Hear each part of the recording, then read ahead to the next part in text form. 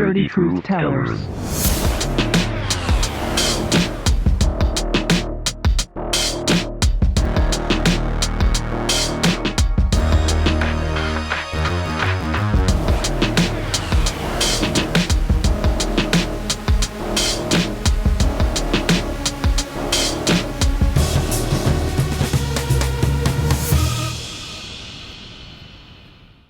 So, There we go. Full screen. Yay. Hi, pretty people. so good evening, everyone. We're Epstein and Hassan, the Dirty Truth Tellers, and we're very excited to be here tonight. Yes, for how long? So before we start, Hassan, we're doing a Menage a Trois tonight. Yes. And what happened was... Are you going to tell? Of course I'm going to tell. Okay. Of course I'm going to tell. Well, you know how much pressure it is when you have one date and you fuck up. Right. But anyway, we did a Menage a Trois the other day with our current guest. The only problem was that the volume wasn't working. So now the thing that we were doing with our guest the other day, we've known her for many years, but we didn't know her that well. We knew her more as performers. We did shows that she was in, we were in. But then the last Sunday, or not last, 2 days ago, we had her on and we learned a lot about her. But now we have to sort of act we couldn't hear it. Well, we could hear it, but we couldn't play it. Yeah. So now we have to sort of, okay, do we act like we didn't do the show or do we act like we did? I say we go with that we did do the show. No, we did it and we fucked up. We fucked up. Yeah. So then this happens on Monday. The editor sends it back to us and says it's not good. And then we had this fear because we were afraid that we disappointed our guest. And it's like a first date when you have to communicate to somebody. Right, we have to communicate that you messed up. Because the whole purpose of the Menage a Trois is that since we can't have sex with people in real life anymore because of diseases and all kinds of stuff, we basically fuck them in our minds on Zoom. Right. Now, we did that with her and it was a hot, sexy date, and then it was fucked up. And it's kind of like we said, we'll call you tomorrow, and we didn't. But we did, and here's what happened. So we found out that, so now we're going to go ahead, though. We're going to go forward. Yes. But we had, Hassan does all the technical stuff. So she's worried that I'm going to blame her. That's how it always starts. Which is he normally does. I'm going to blame her. Yes. He says he can't do anything technically, but then he blames me for every fucking thing. She married a Jew. They can't fix anything. Nothing. Can't put a light bulb in. Shit. Right. But most Jews, what we do is we call other people to come in to do it, but I don't have money, so I can't do that. Not only can't I do it, I can't get other people to come in and do it. Yes. But anyway, so we went through this whole thing that we were hoping that she would forgive us. And she did. And she was so kind. I was shocked. This is how I would say it, Hassan. She's the kind of woman, like you're on a first date with her, right? Mm-hmm. The shit is hot. No Menage a Trois, just you, a man and her. That's it. Right. And you can't get it up on the first date. You can't. You try to get it up. It just won't get up. She's the kind of woman that will give you a second chance. She'll give you another chance. Wow. Give her a round of applause. Wow. Maux Kelly, the great. Maux. Yeah. Maux is back. Now Maux is we should announce and introduce it. Yes. We're gonna act like we never did this before. So Maux is a performance poet. Yes. And we've known her for many years, down from the Lower East Side, the Slipper Room, Surf Reality, Collective Unconscious, all those places. She's a very talented spoken word artist. We learned about her the other day that she's from New Jersey. A Jersey that she's girl. Really a Jersey girl. Out. She don't like to admit it, but Bruce Springsteen and Tom Waits, when they sang Jersey Girl, were thinking of Maux. Both of them had Maux in their mind. That's right. Yeah. And Mo's a little upset because Springsteen just got $500 million for his record, for his music. He sold all his music. He didn't give a 50 fucking cents. The guy got $500 million. He's like 80 years old. Bruce, she's from Jersey. Come on. How much more plastic surgery and horses do you need? Yeah, your daughter, you're buying horses. Yeah. So anyway, but Maux is from Jersey. She's had a rough go of it at different times in her life. She's had a life like a black woman, man. She is a black woman. She is. I am a black woman. We learned last week that Maux is a black woman, not the woman going for the Supreme Court today. Maux. Yeah, Maux not a white woman not trying, a white to, woman be trying black. to be black. Okay, she's Maux Irish. is just black. Okay? She's a black Irish. She has been through it. She has a black cat. She loves her cat. I do want to find out though, were you ashamed of your mayor? Not your mayor, your governor. Your governor. When Chris Christie, when he sat in the Jersey guy? Yeah. I never actually voted for him, but were you ashamed though, when he sat in on the beach chair, when he closed the beach for everybody but himself? Do you remember that when he sat in that? I wasn't living there. So the thing is, I was on an internet call today, and someone from Ireland, a writing class, and someone from Ireland said something about everybody, it's Jesus around here. And I said, you should come here. Nobody believes in Jesus here. And I'm like, oh my God, I'm back in the bubble. I wasn't living in the bubble in Jersey. Jersey's not really, Jersey's sort of in the bubble if I'm in the, if I'm there, but I wasn't living there. I just thought, I asked my parents, I said, seriously? They're like, yeah, people think he's a cool guy. And then they went around, they would tell people they were from Jersey. People were like, oh yeah, you got a cool, he was popular for a while. Oh, he was the first Trump. Yeah. He was very much like Trump, very aggressive, very, bigger than life. Yeah. Hassan told me don't fat shame him. Don't fat shame him because it wasn't about his weight. For me, it's all about his weight. It's all about. He was a bully because he committed a crime. And somehow some woman who works for him is in jail now. Right. That's right. Well, he closed the bridge. That's right. He did making money. Yeah. Well, that makes sense. Yeah. That makes sense. So you're on top of your politics. You just proved that you're on top. I am on top of my politics, but the thing is, New Jersey disenfranchised me. And when that happened, I just sort of I've always been one of those people because as soon as I got a chance to vote, I've always voted. I've never missed a vote. Except for Mayor De Blasio. I moved out of the city like 2 months later. And I despised that man. I never liked him. Blasio. But at the same time, I couldn't say so because I never voted for him. But something about De Blasio, it is safe to criticize him because he's hated by everyone. Yeah. People on the left hate him because he was a fake progressive. People on the right hate him because he was, but when we used to do our internet radio show, we were very much against De Blasio right from the start because he used his biracial son. I know. Had a big afro. Oh my God. That's how he got elected mayor. He was elected mayor because his son had an afro. I have a picture in my head. And that was it. He was a lazy, corrupt, really bad mayor. So we acknowledge that we can share that. Give her another round of applause. Oh my God. How does politics? A little racisty too, don't you think? A little bit racisty. Do you know what I'm saying? He used his child as a prop. Yeah. No, I think it was That's gross. That is gross. He was lazy. He's a lazy guy. He's very tall. And he never got rid of the horses in Central Park. Which is a big thing. Well, which I thought was stupid to begin with, because that's how he won. Because I love horses.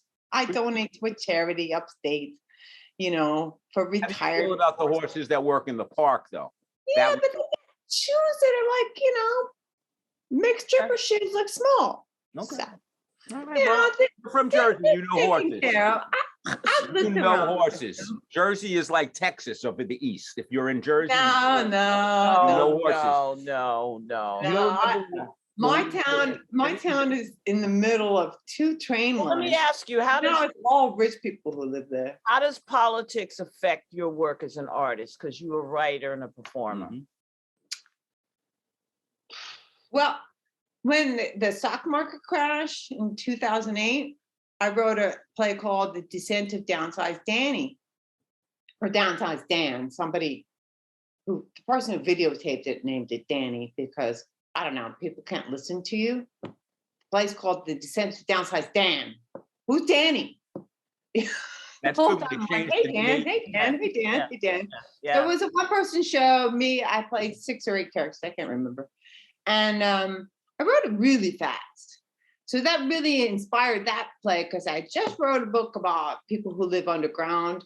So they call them, it was a book called The Mole People. So I married the two things, and and in the end, Dan goes from, a top-notch Wall Street position to living as a homeless person underground. And it was interesting, and I wrote it really fast, and it was the politics that made that happen. Politics made Maux's ass, because I said that what he's doing is taking over dictatorial powers, and that's why I wrote Maux's ass, which is an ass, a talking ass with a Scottish accent. Mm-hmm. What does that remind you of? I anticipated Donald Trump. It was very weird. A Scottish man who talks out his ass. And, so Maux's ass was also a response, not just to the illness. So I married the illness with the politics at the time. We were declaring war for, they were literally lying to the United Nations, and we all knew it. They don't hide things like they do anymore. It's really bad how they hide things nowadays. So that was a good one. When Colin Powell lied to Colin Powell, who recently died. They made him, when he died, they made him like he was a heroic figure, and the guy lied. I love him. I'm like, he's a liar. You know who else died today? Madeleine Albright, another liar. Really? Madeleine Albright. She was the Secretary of State under Clinton. And her famous quote was when they said that the sanctions killed 700,000 children in Iraq. She famously said, "Well, it was worth it." So today, as she dies, she might have to answer for that question. Was it worth it? God might be saying to her right now, Madeleine, 700,000 dead kids. Was it worth it, Madeleine? Yeah. Was it worth it? I wrote a whole evening of scenes with with religious themes, and one St. Peter's. This is a play that me and Mike did together. And he insisted on writing a scene of me and him just being naked. There was no beginning, middle, no end. He doesn't need a beginning. Let me just guess. Let me see. Is his last name Logan? Is he Mike Logan? Yeah. Yep, the great Mike Logan. We love Mike. I think they're funny. You know what I'm saying? But he's not the best playwright. Or maybe, I don't know, but maybe he just didn't care. He likes nature. I shouldn't say that, because he has written some really good plays. He's a very smart guy, and he's a very passionate guy. And I love Mike. I think he's got a really good heart. Like he's a good guy. He really is. He's got a good heart.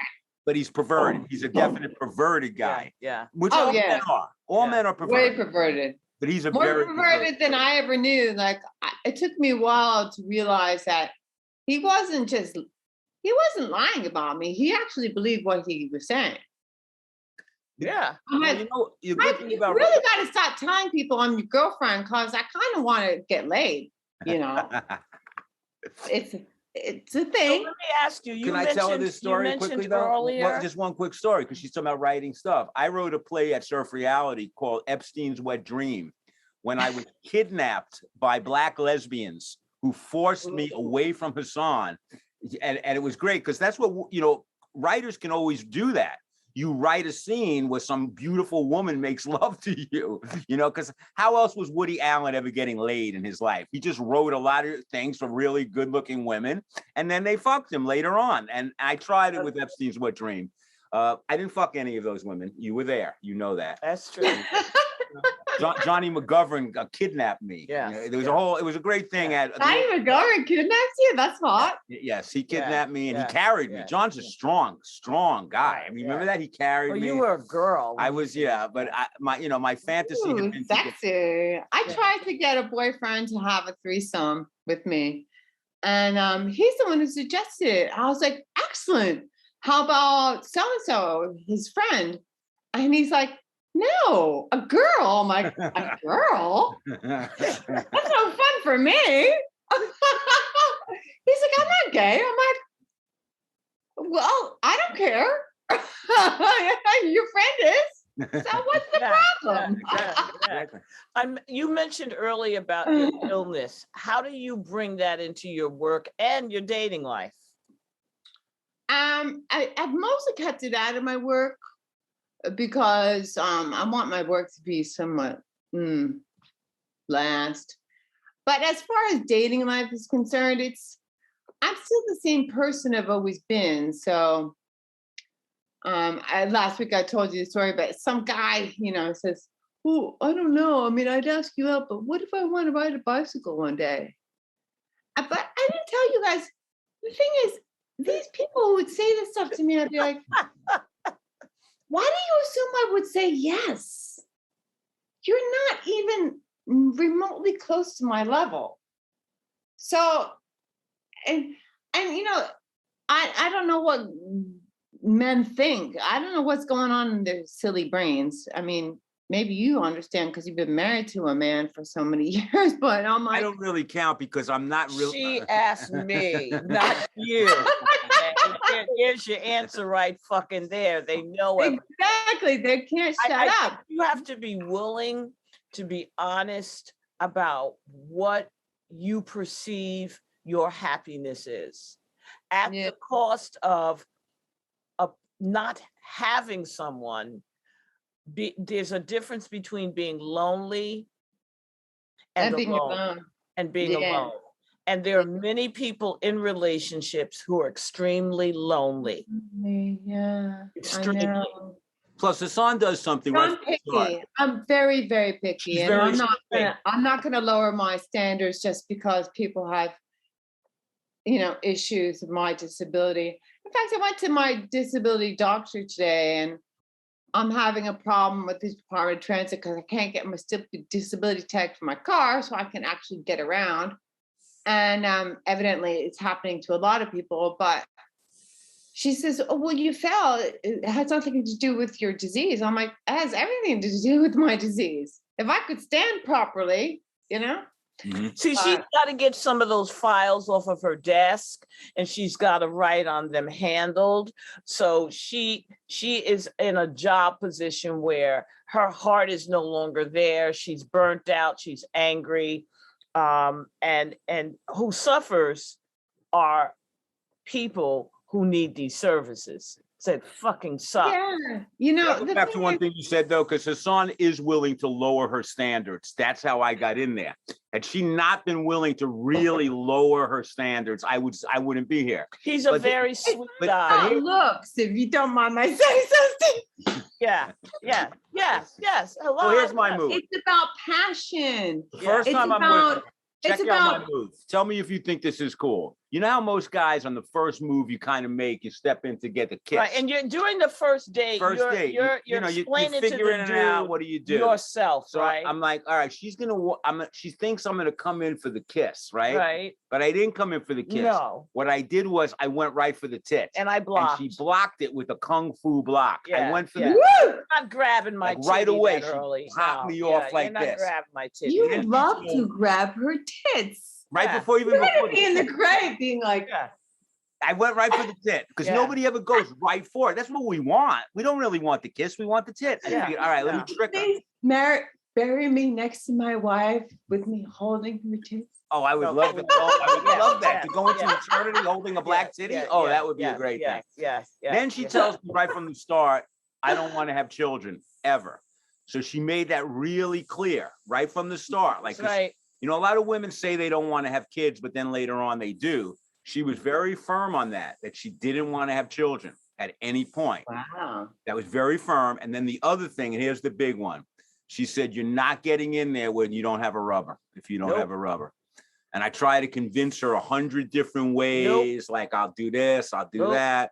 Ain't that much dick in the world. She was like, this is a woman. Ain't that much dick in the world. Her vagina is an entrance. It's not an exit. Not an exit. Nothing can exit out of her vagina. No need, no things desire. Things go in, but nothing can come out. No desire, girlfriend. So she was very straight up with me. She told me, I'm going to have to wait to get the titty. I'm going to have to do this.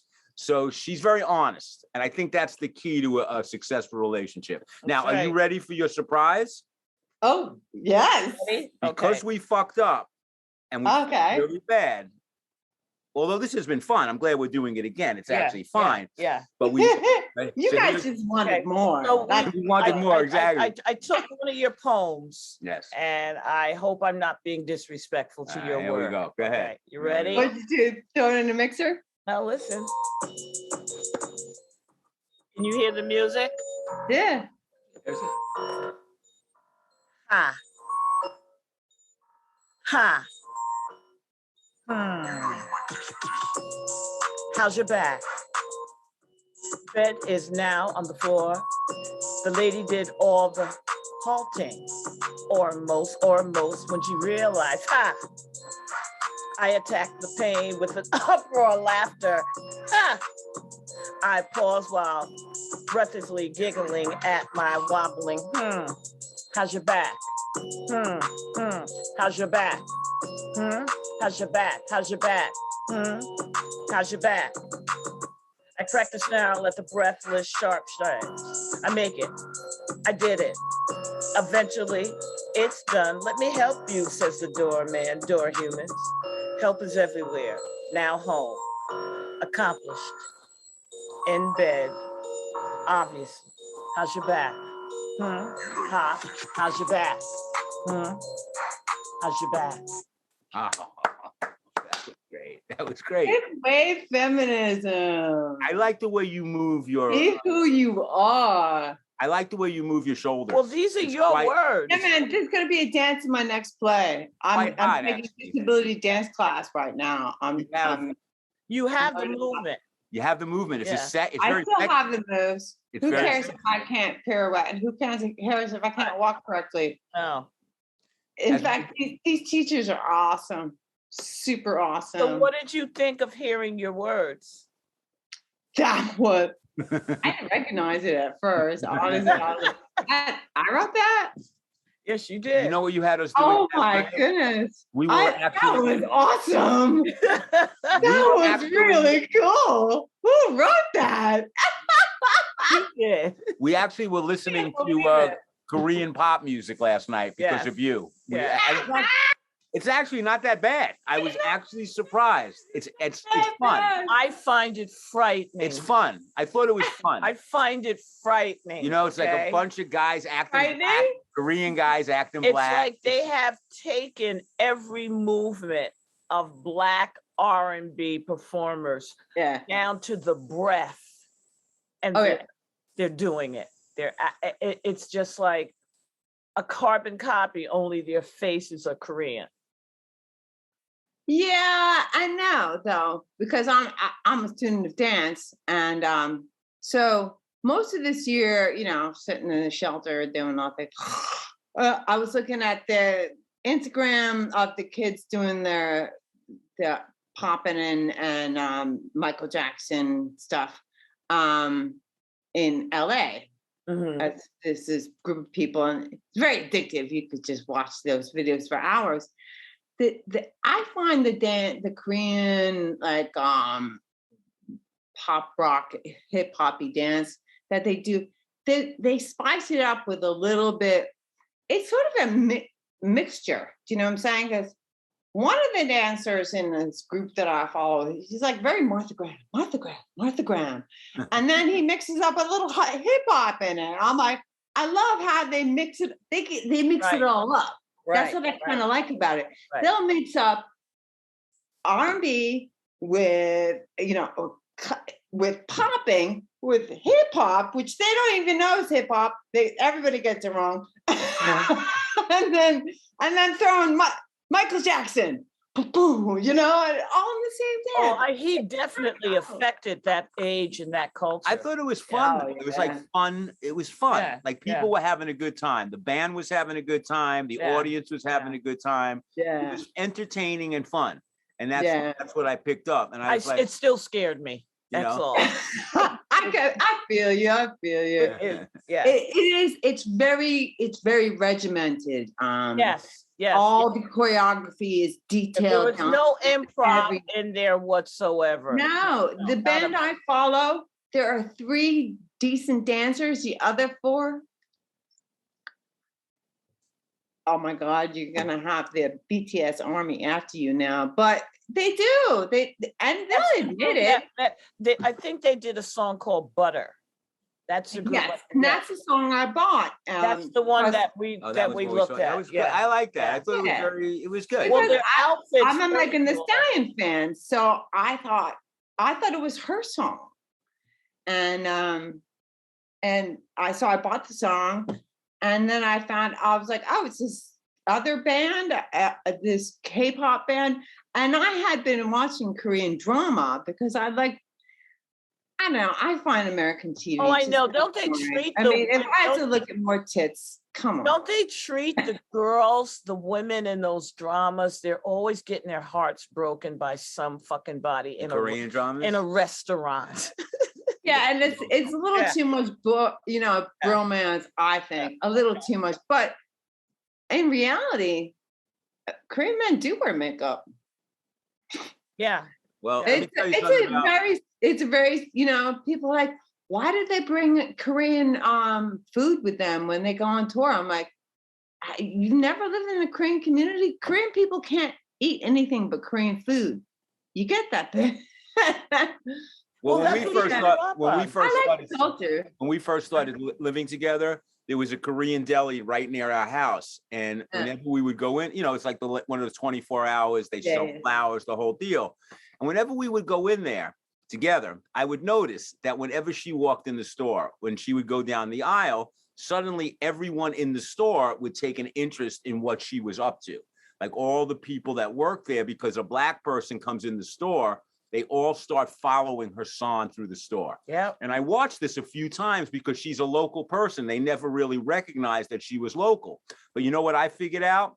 While they would follow her through the store, I would rob their register because nobody would watch me. I'm a white guy. So they would all be following her. I'd be ripping off the whole damn, so they never figured the shit out. I robbed them like 3 times because she was able to get their attention. She didn't even have to shake her ass. True. She just had to walk down the aisle. Walk through, just put my head in the door and that was it. So I want to tell you a secret. Yes. What? They start bleaching their skin when they're 1 year old. Oh, of course. Is that true? Of course. To look more white? Is it a white thing, or if you look at pictures of people like when they're young and when they're older, Absolutely. or you look at old pictures, it's like, how did they get so white? Well, their mama put bleaching powder on their skin every night for their entire childhood, and they wonder why they're short. No offense. Oh my God, we're gonna get in so much trouble. That's all right. They'll cancel it. I used to think it was because they used to buy slaves from the Caucasus, where the milky white people came from. But it's more than that. It's much more. But it's like that in India. It's like that in parts of Jamaica. Yeah. It's like that in parts of Africa. Jamaica. Oh yeah, it's very big in terms of whitening the skin. Oof. Oof. Yes. Yeah, It's I'm not doing that though, but it's okay. You heard about the senator yesterday? There was a United States senator who said that he doesn't believe that interracial marriage should be legal, and that the national government, it wasn't really legal until 1967 in the United States, in certain states. And his thing was that he believes that it should be states' rights. Like, he's from Indiana, and in Indiana, he doesn't believe that there should be interracial marriage. So I was saying to Hassan that, he might. Don't go to Indiana.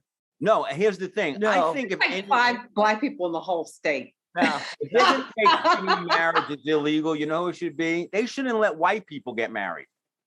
Because white people start all the wars. Look at the children white people have. They shouldn't let Irish people get married. Irish are closest. You guys all can get married. Irish people out there, stop having children.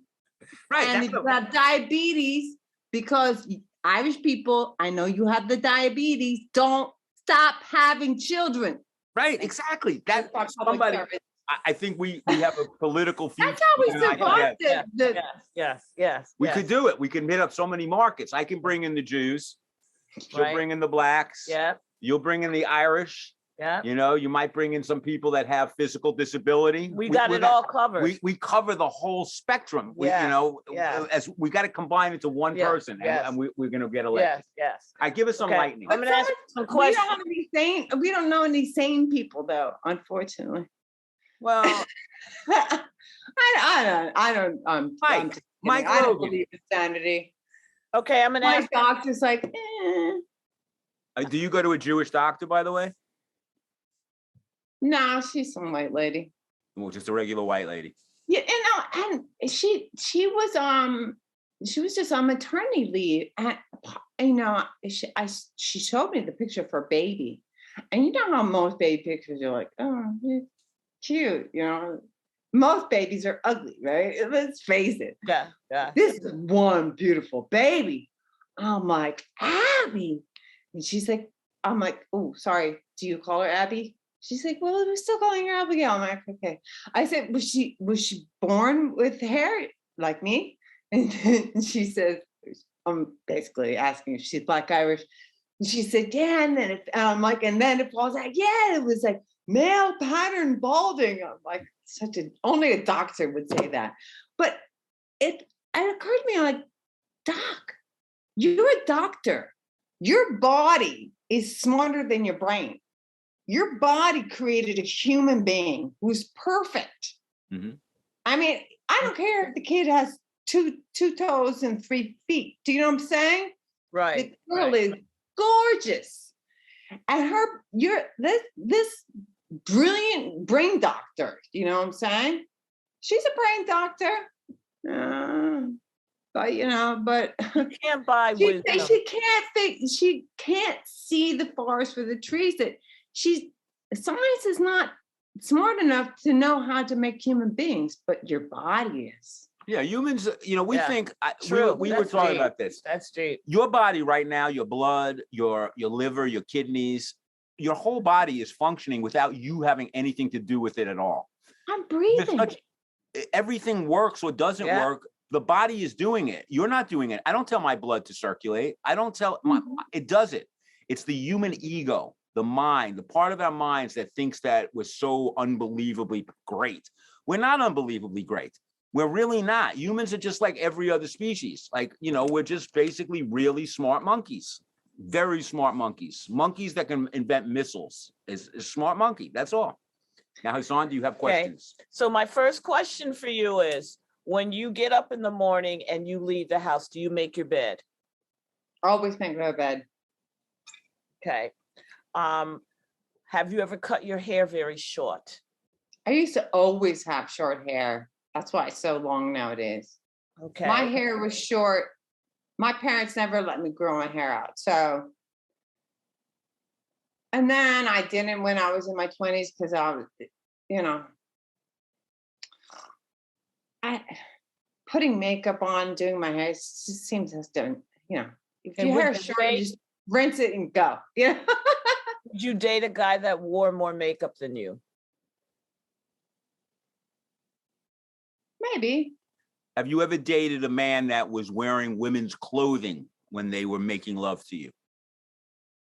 No. Really? And you dated guys from Surf Reality. That's very unusual. Give her another round of applause. Yes. What are you saying? Half the guys there were total perverts. Are you kidding? Surf Reality was the home of perversion. That bathroom, when you walked in there, you had to take a shower on the way out of that bathroom. Okay. Faceboy himself. Who the hell knows? I'm a little bit of a bully in the bedroom. Not a bully, but my way or the highway boy. A little aggressive. I love that. Why not? If someone doesn't satisfy you, are you honest to them? Do you try to coach them? Are you this way, touch this? I call it the safety patrol guard. Do you tell them where to go and what to do? Yeah. When I started, first of all, when I started fingering her and going down on her, she was like, okay. What are you doing? What are you doing? What's with those? What is with these hands? Yeah. My hands don't move. Are you comfortable telling your partner if they're doing something incorrect to do it correctly? Absolutely. But I'm also, because I like to have fun, so the last guy I had sex with, he has issues because he had what's it called?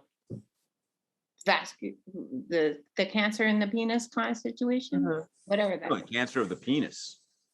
Or whatever, he has yeah. trouble. He has issues. And I'm like, I don't care.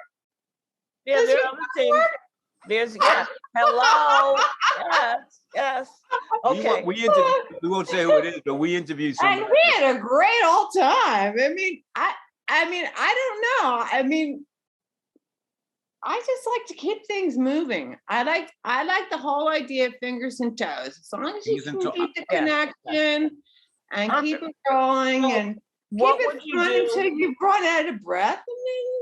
What would you do with someone who was a mime? They made no sounds, no noise, and didn't like to talk. Ugh. I'll go away.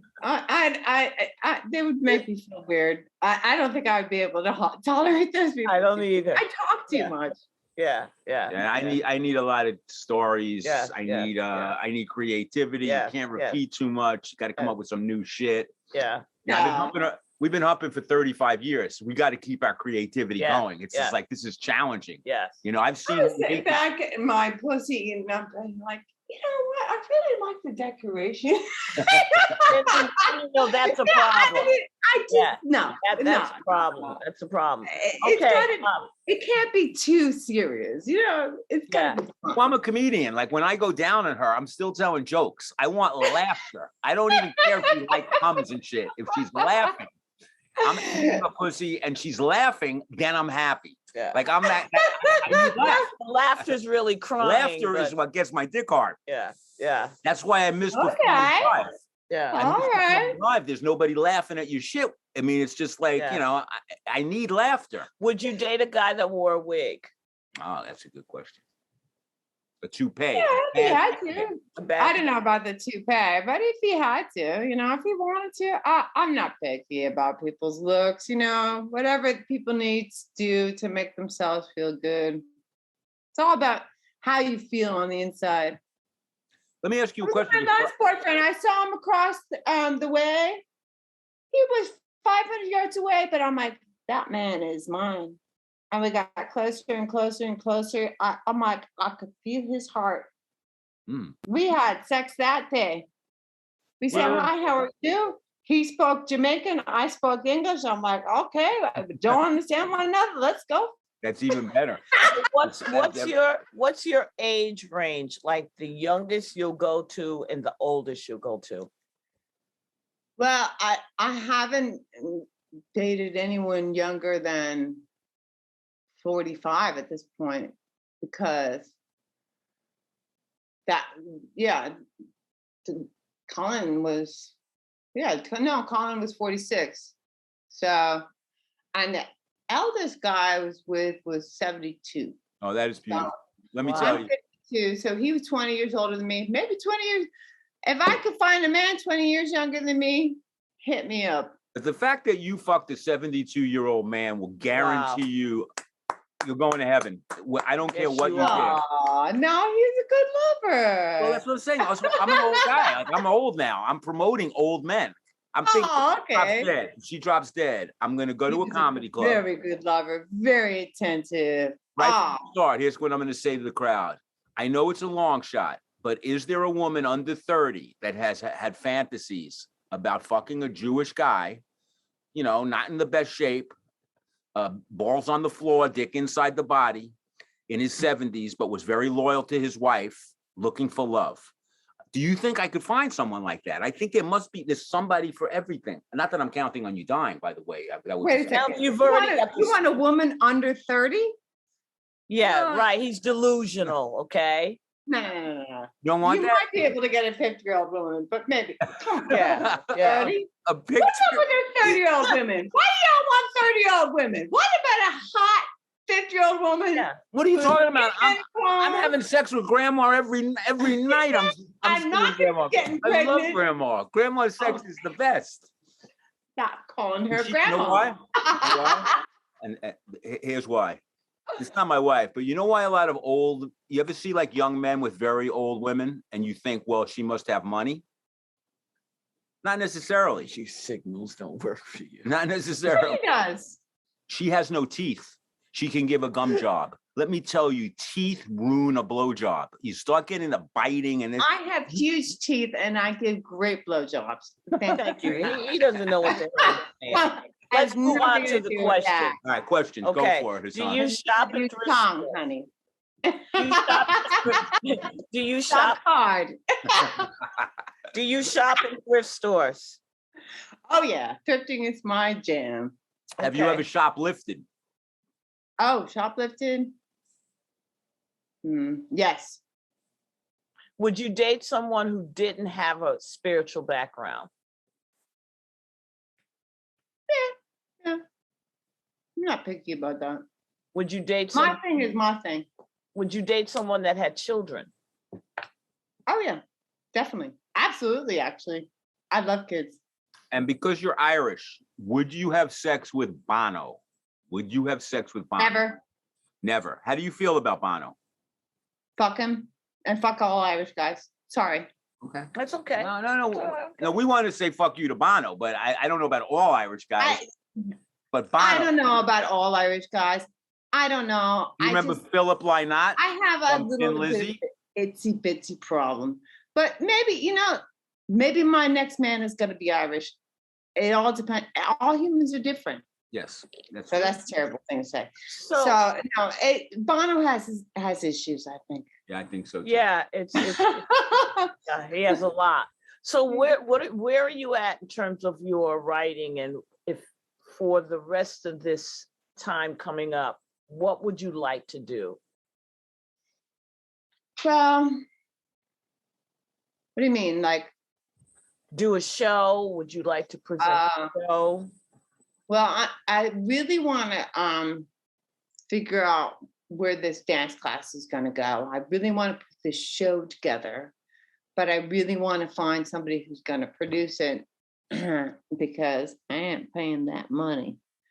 In the meanwhile, I'm going through my boxes and,